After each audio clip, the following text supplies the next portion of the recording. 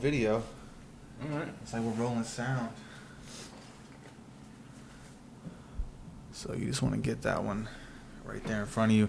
If you want to take that little thing off, you can see there's a capsule in there. And then you want to talk where it says Audio Technica. Got you. That's your sweet spot. Got you. What's up? Thanks for coming. Man, thanks for having me, bro. Shit, man. I really look up to you, and I'm glad you came on my show. This is really dope for me, too, then. So, first of all, we tell people your name and how old you are. I'm Nate Washinton, Nate MF Washington. I'm 43.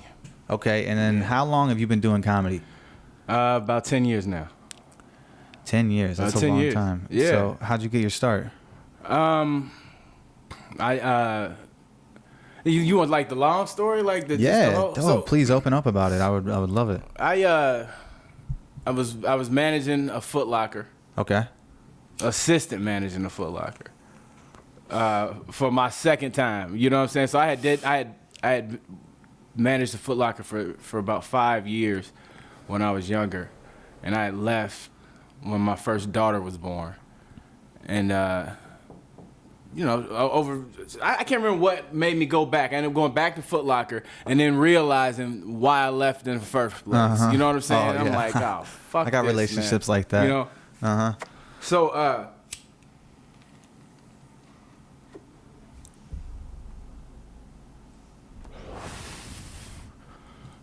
said, I want to start putting myself in a position to be able to make my own fucking way. You know what I'm saying? Like, yeah. I got to the point where I was tired of having a fucking boss.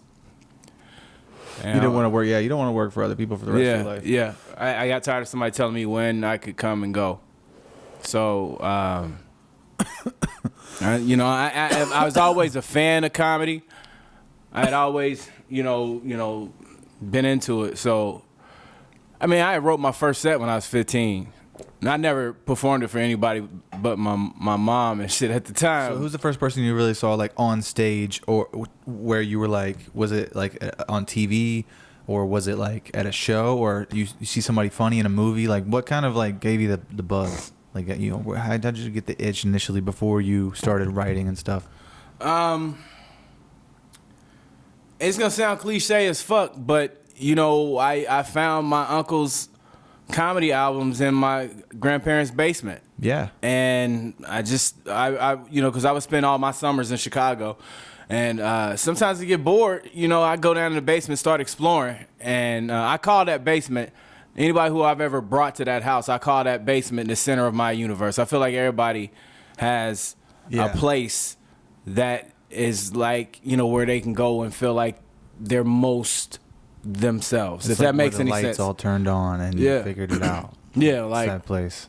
So that basement I call it the center of my universe, because that's where I discovered comedy, or stand-up comedy, for the first time.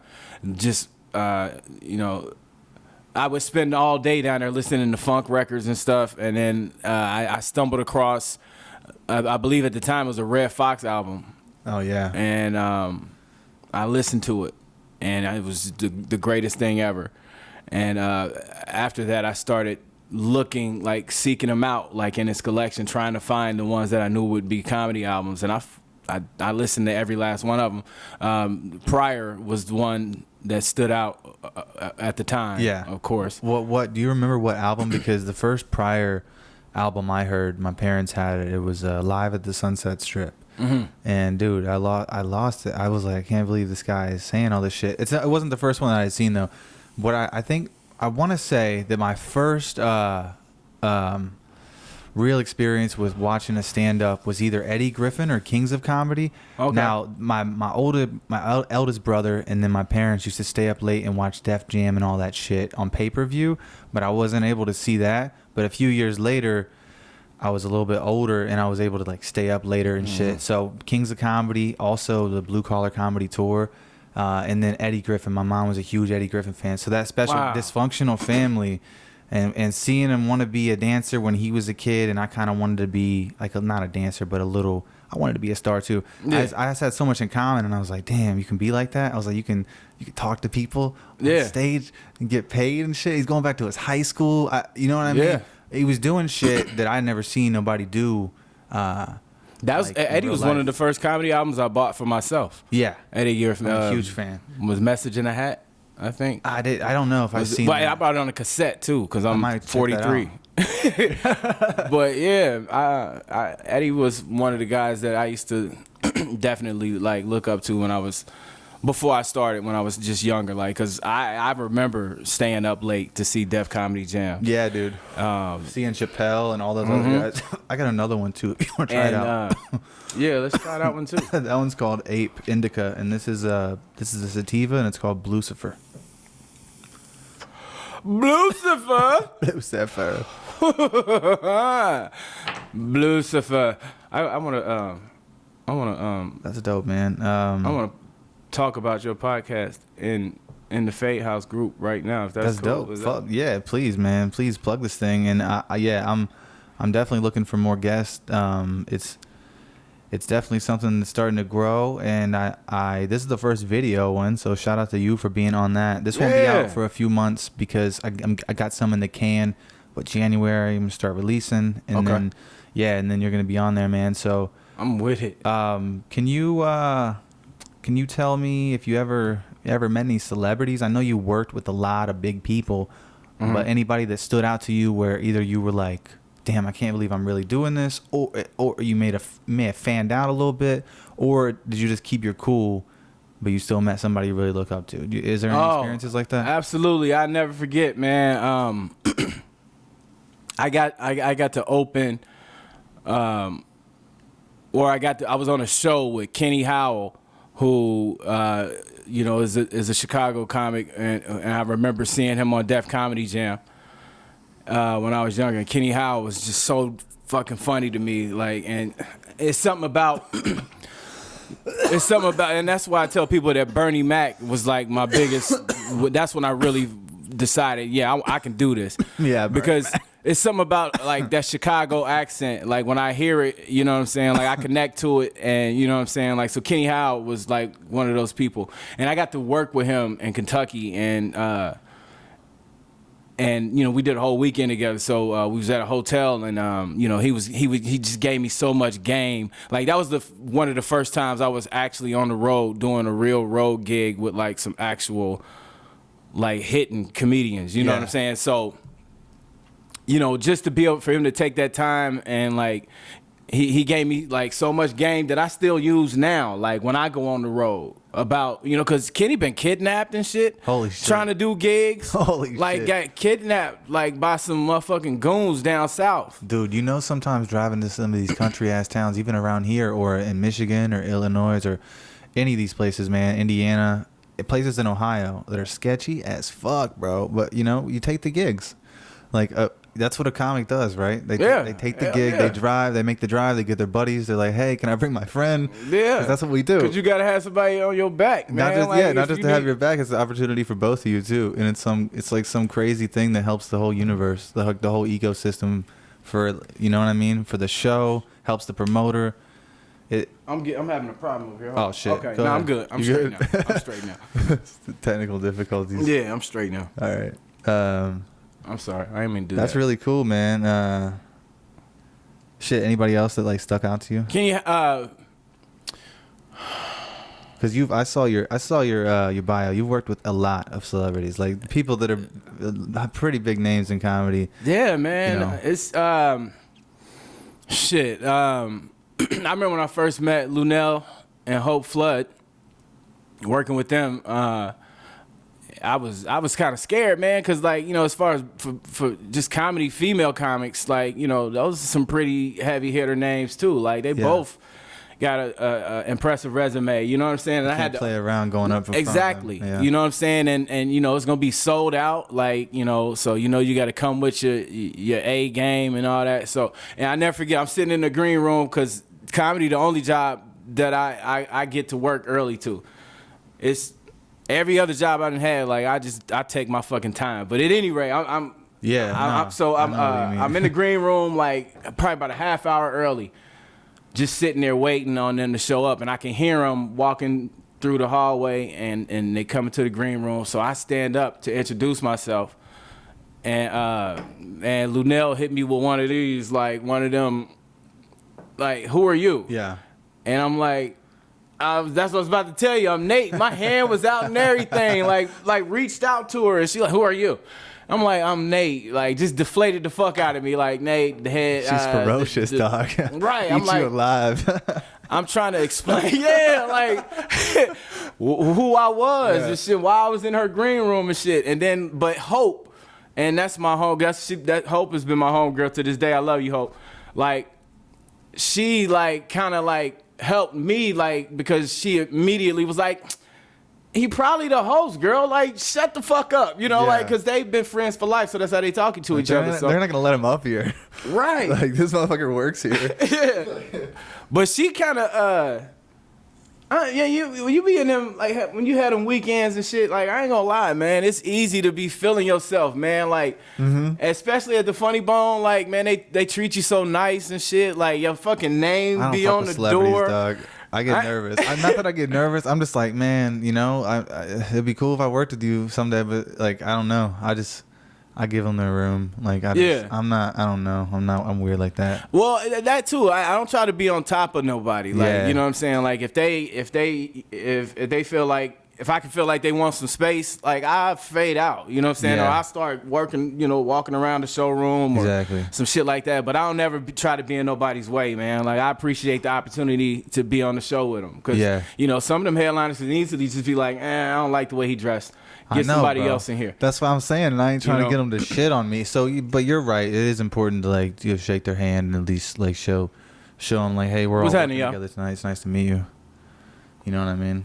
Yeah, like, but you know, it can be intimidating, man. For sure. For sure. Roy Wood Jr. is probably the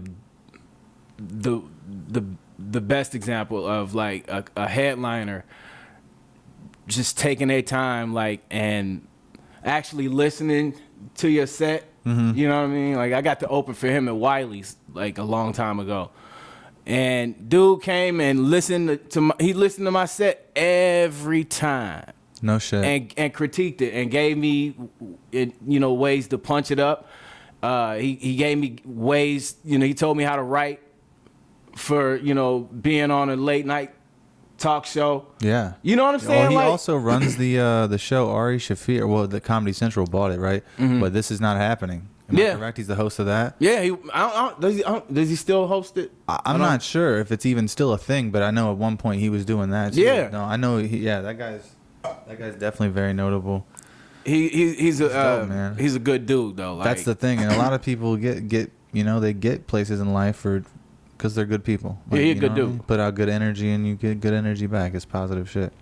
That's how I try to be, you know, unless I'm throwing peaches at somebody. I fucking saw that, dude. By the way, you guys check this out.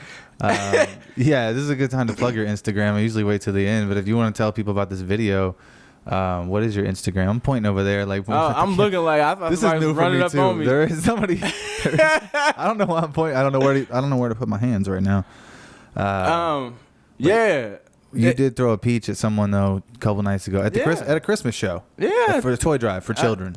At a toy drive for children, I reached into a can of peaches and threw peaches at somebody's face in the audience, and I'm still not the asshole in that equation. Can you open up about that a little bit more? Like, why did this happen? Does this guy piss you off? Yeah, he did kind of piss me off because the show has been billed as a toy drive. Okay. For the past 5 years. And but most specifically this past weekend, everybody knew it was a toy drive. And this dude is closely enough connected to the comedy community where he should have known that too. And you know, like so you walk into the showroom and you saw the pictures, man. The stage was covered with toys. You barely had any room to walk. Yeah. And all those people, you know, went in their pockets to bring those toys to help children. Right. It's a good cause, right? Yeah, it was a good cause. And then you come in here with a can of peaches. And it's a joke to him.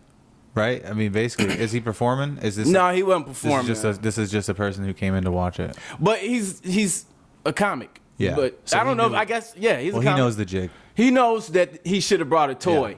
You know what I'm saying? So I just felt like that was rude and disrespectful. And, you know, so when I went on stage, like my whole set, like I didn't tell a joke. I just spent the whole time trying to embarrass him and his friend who had black olives. What the fuck? They brought more than just the peaches. Well, it was two of them. So one had olives and the other motherfucker had peaches. We don't do comedy for canned food, you piece of shit. Yeah, Like, man, it's some so schmucky shit, disrespectful, right? dude. It's some schmucky shit. That guy's a fucking asshole. I don't know who it was because I left. I just came and I left. I'm not gonna say his name. It doesn't. Yeah. But we talked, you know, like, and you know, we talked about it. I mean, he knew that what I was doing on stage was being done in jest. Yeah. It was what. Yeah. You were making a joke, but At the same he was time, too, right? yeah. You did what he did. You were fine. You were just that's all it was. You pulled a him on him. Yeah, you what the fuck he bring peaches to a toy drive. Now wear these motherfuckers. Yeah. Exactly. Like, so Next year, put it on a necklace. You fuck. Fucking make something. nah, man, that just wasn't cool, man. Don't. If you listening and somebody, if you end up on the show or going to a show and the admission is to bring a toy for kids for Christmas, you make sure you got a toy and not a can, like a corned beef hash or some shit, like a goddamn poor person. Don't do that. No, don't do that. And that's what I said. Eat The that, leave kids, it at home. they're less fortunate. They're not hobos. Right. You know what I'm saying? They don't need your fucking. I don't know. Yeah, they have plenty of meals at those foster homes. Yeah, I used to live in the Sunrise Center actually when I was a kid for a little while. So yeah, they feed you pretty good. You don't need fucking peaches, motherfucker. Like what I want is some toys, like so I can, Exactly. I could shoot my friends with Nerf guns or cuddle up to this Barbie doll or whatever the kid's gonna do. You know what I mean? Like, what an asshole. At least he didn't throw the whole can at him. I think that's hilarious, bro. Well, it was a whole lot of people there. If I would have threw the whole can at him, I would have hit everybody in between me and him. Yeah. Well, So- not only was it a funny joke, but it was a pretty cool thing to do for sure. You know, don't be a schmuck. It's fucking Christmas, Scrooge. Fucking Christmas. So aside from you, actually, instead of